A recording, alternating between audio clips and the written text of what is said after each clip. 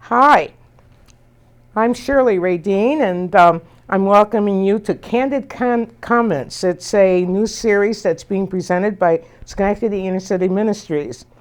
We will be on once a month, and we will be exploring a variety of issues that pertain to the community and to Schenectady Inner City Ministries.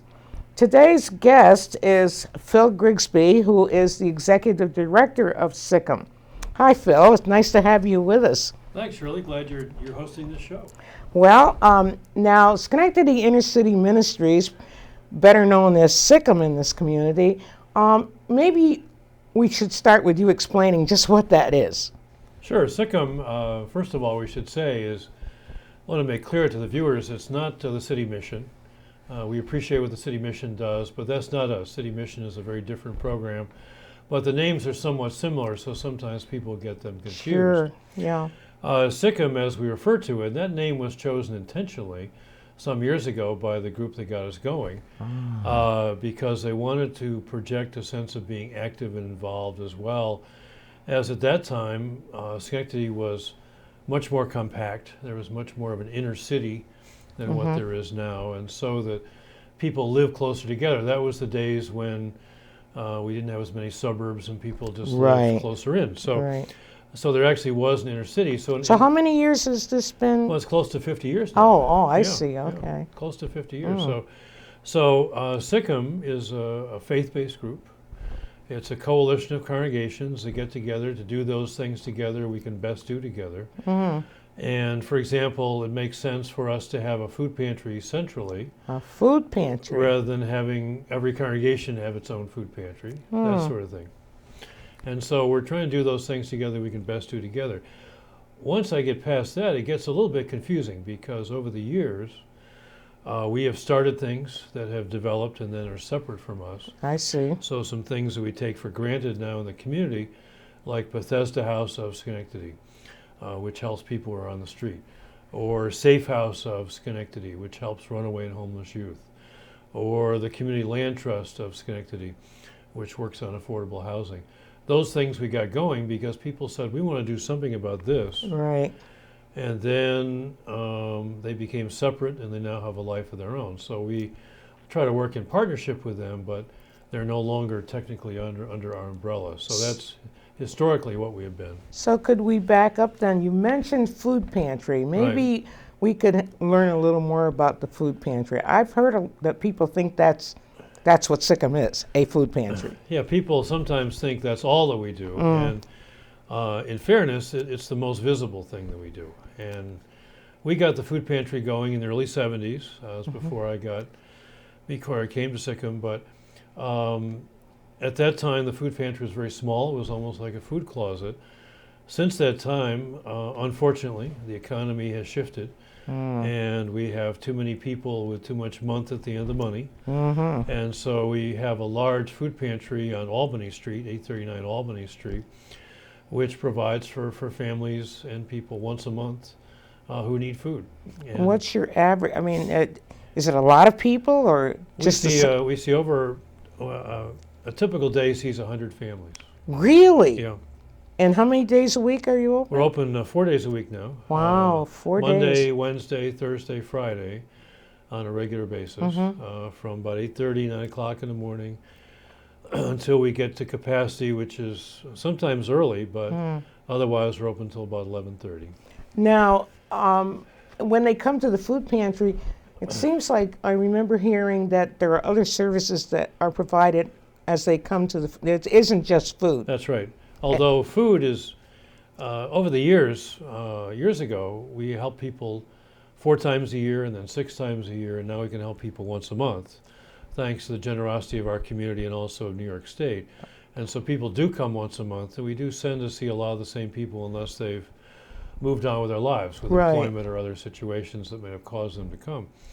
But when they're there, unfortunately, we're very busy, and so people have some time. And so while they're waiting, people can access food stamp services, if help getting food stamps, or if you got cut off. We have Experience Works there that helps people to get some employment options. We have interviews for health insurance, if that's a concern. Sometimes there's voter registration. If we get a donation, nurses will come by and give flu shots or stuff like that. So since we tend to see a lot of people, for better or for worse, that's how it is. People come, it's a gathering place that people can get other services. So you make maximum use of that time That's that right. you have Yeah, them that's there, right, yeah. which is, to me, would seem like a more holistic approach Right, than just right. handing them the Yeah. food. And before we had our center in the First Methodist Church that was very generous, your church downtown. Yes. And that's where it grew, but we outgrew that space. I mean, unfortunately, when the economy shifted in 2008 or so, we just had to get to a bigger facility because the lines were too long and we just couldn't provide the help that was needed. It is unfortunate that instead of going out of business, you've gone more into business. Right, yeah, we've become bigger. That's unfortunate. Yeah, we are, I always say we're very popular and maybe it's the macaroni and cheese, maybe it's the other stuff. Who knows? Yeah. Now, how did this food, is it donated or do we buy it? How does this food come into being? Food comes from the food bank where we buy food at Regional Food Bank, which is near the airport. Ah, yes. It's like a wholesaler, and we buy it 16 cents a pound. That's their handling charge. They get it from large suppliers like Price Chopper, Hannaford, ShopRite, et cetera. And that's where we buy the food. Otherwise, we have a very generous community. People do food drives. We have coming up, actually, Mother's Day weekend is a postal food drive that we can talk about. Yes. And people put out a can or something or more for the post office. They're very good. We to get a collect that. notice in the mail Right, or in right. the box that says, yeah. Yeah, but it's important Yeah. to flag that because it's only one day. And so Yes, it's, yeah. And it's that Saturday of Mother's Day weekend that people can remember it. So that's an important date, that something that we should. Yeah, we get literally thousands of pounds that way, and so it's really a Ah. big help to all the pantries, not just us. And then it's divided up. Right, right. I see. There's now another issue with food is it's very well to have the food pantry, and of course we have at the schools, they have lunch and breakfast Right, and all right. those. What happens in the summer with those kids, Phil? Well, that's a good question. The good thing about the school year is that the superintendent and the school system has opted for the community eligibility provision, what they call it. And so young people coming to school can automatically get breakfast and get lunch, and so that has helped attendance quite a bit. So during the school year, kids are more able to get access to food. Sure. There's still hunger in our community, but there's less hunger during the school year because of that. During the summer, 9 weeks, 10 weeks is a real challenge because kids are out, kids are home, not every kid goes to camp, what do they do? And so we've been fortunate to sponsor a summer lunch program, which is now in its 21st year. Wow. And the QUIP, of course, is now we're 21, so we're old enough to drink. So did they have to cut? This is true. I know. I'll drink to that. Well, That's right, no. moving right along. Yeah. Now they come to the food pantry for this summer lunch? No, or it's how not the does pantry that, at all. It's in various Oh. sites around the community. And so Oh. I think where hopefully they'll be showing some slides of some of the sites that we have, and you see young people lined up either in Central Park or other places. So we do it in parks outside. Some of the bigger sites are like Burrell Park and Central Park. We do it in churches, congregations, so like Faith Methodist and some Trinity Lutheran, some other congregations have a site either on the lawn or inside. The Housing Authority has some sites within community rooms like Yates Village, Simon's Homes, etc. And then what we pioneered a couple of years ago, I didn't realize we were pioneering it, but it turned out that way, that we introduced a mobile unit that allows us to go out to places where kids gather, but it may not be big enough for a site. And so we go to a playground or go, one of my favorite ones is in the front of Mount Pleasant Bakery on Crane Street. And it's not because it's a bakery, although it's a nice bakery and it's a long-term business, but that's just a natural gathering place. And we stop there and kids are lined up and get lunch and then stay nearby for a park and eat the lunch and that sort of thing. And so it's a combination of places. Last summer we had about 25 fixed sites, about 12 mobile sites, and we served 65,233 lunches. Wow, which is a lot of hot dogs. That's a lot of food. A lot of hot dogs. Now, so they come and they grab their bag and off they go, or are there other other kinds of things that happen for them? Well, we try to have activities around there because kids, we still don't see even the majority of kids who need lunch. And that's the challenge of it, because even though it's a lot of food, on our peak day, we're pushing out 2,000 lunches a day, which sounds great, and it's a lot of work, and people work hard on it, but there are 10,000 kids in the schools, just in the city schools, and most of those qualify for free lunch. Didn't I read somewhere that we have the highest poverty rate for children is right here in Unfortunately, we have a very high poverty rate of children. That's what I understood. And that's true in small cities, especially in upstate New York, because of there are a lot of reasons for it, but the reality is we're dealing with kids that come in the summer, and the lunch might be the first meal of the day. That's right. Yeah, I see what you're saying. And in some cases, it might be the only meal of the day. And so that's really the challenge. And some of the pictures of the other young people that were there are kids who come for other activities as well. And so we might have, and we're glad to have folks work with kids, to read to kids, to play games with kids, to do various, we kind of dub it, summer lunch plus. You just add on to it, because the more people are going to it for other things besides food, the more likely they are to attend Sure. on a regular basis. It almost would seem like it would be kind of neat to be able to have a camping program for kids. Right.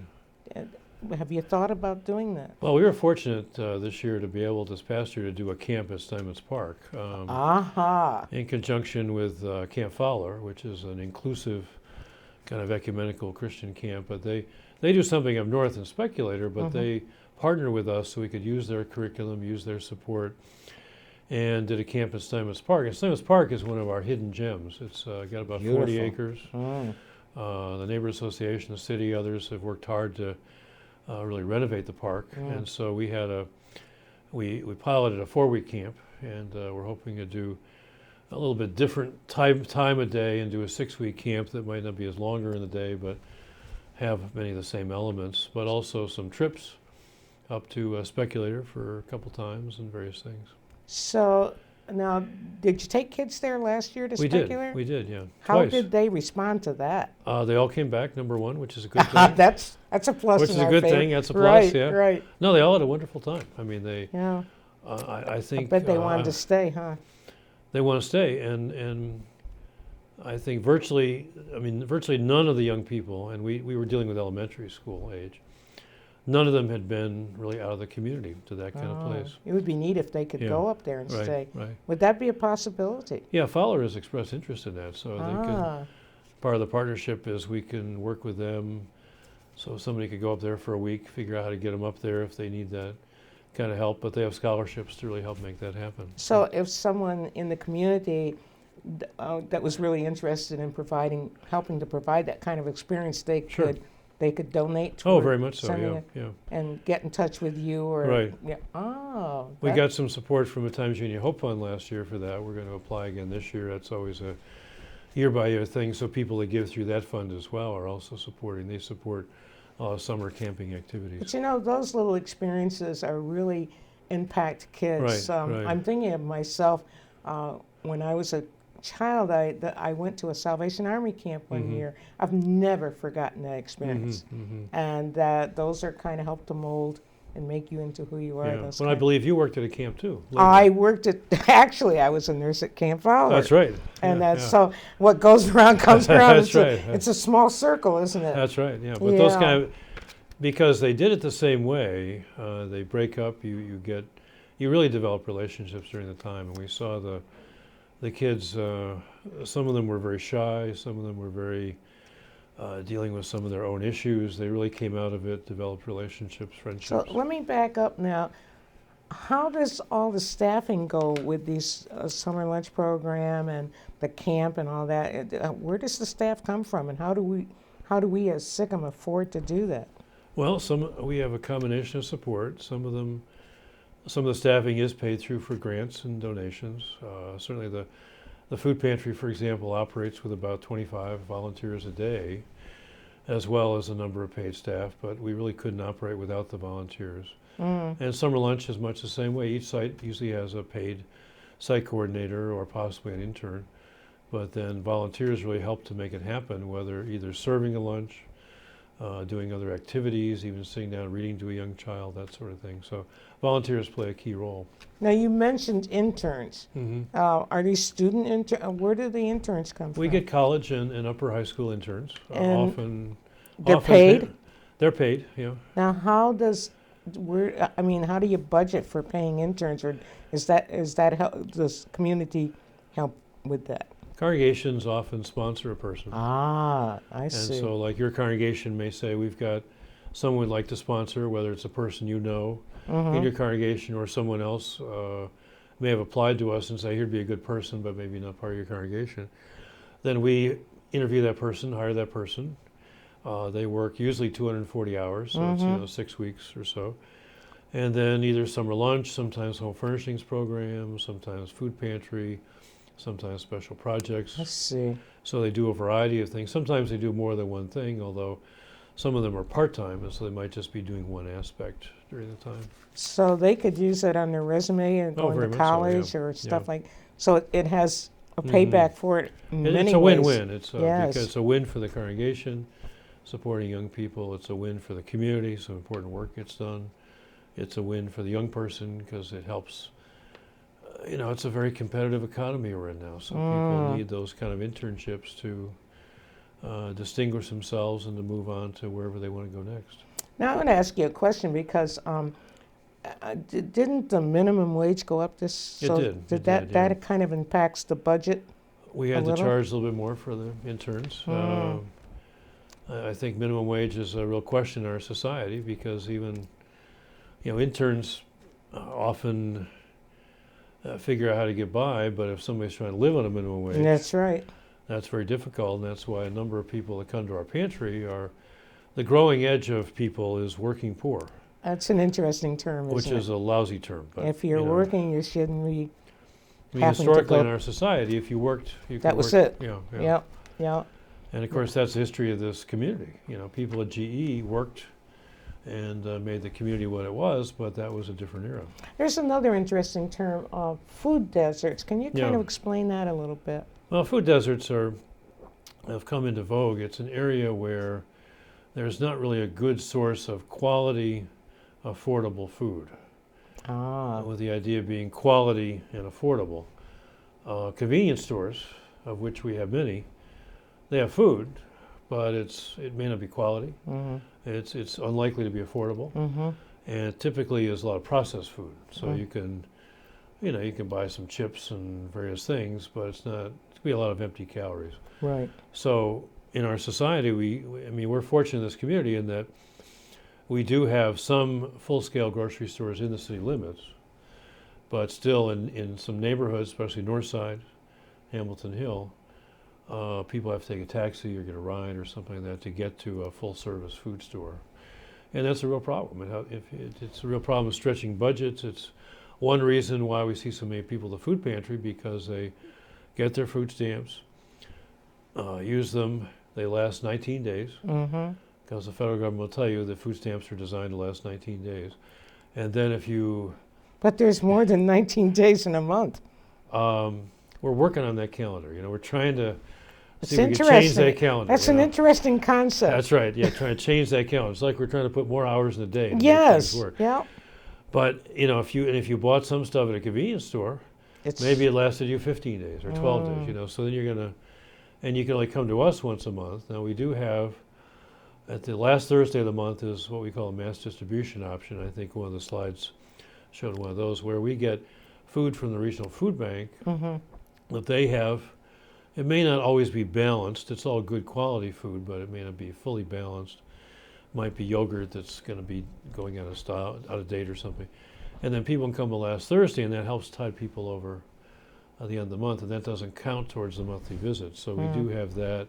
By having this bigger building, we can have that facility as well. Well, I want to ask you one other question before we wind up, and that's about volunteers. You welcome volunteers. How does one volunteer? Give us a call, send us an email, show up. Any or all of the above. Some people like to volunteer regularly. And so they come to the food pantry and they say, yeah, I want to really help out and stock the shelves every Wednesday. You know? Ah, And so they come and do that. Other people say, I want to be part of a team. So I'm going to come with my work team or my congregational team, and we're going to help serve summer lunch. And people do that.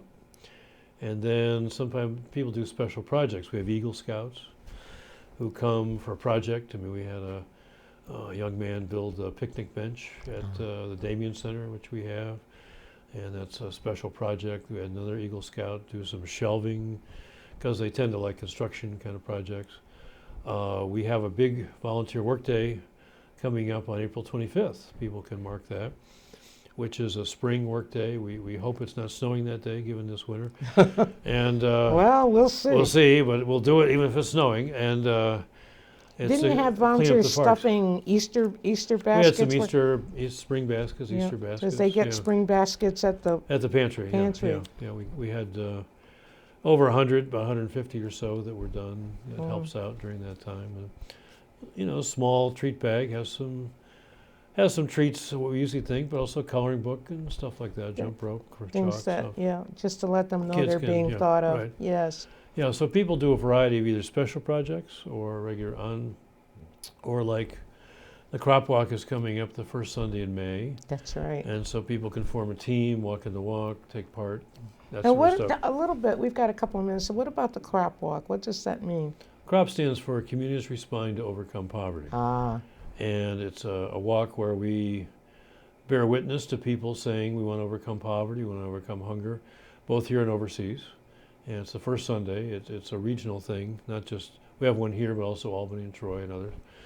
And it's a short walk. People get their own sponsors.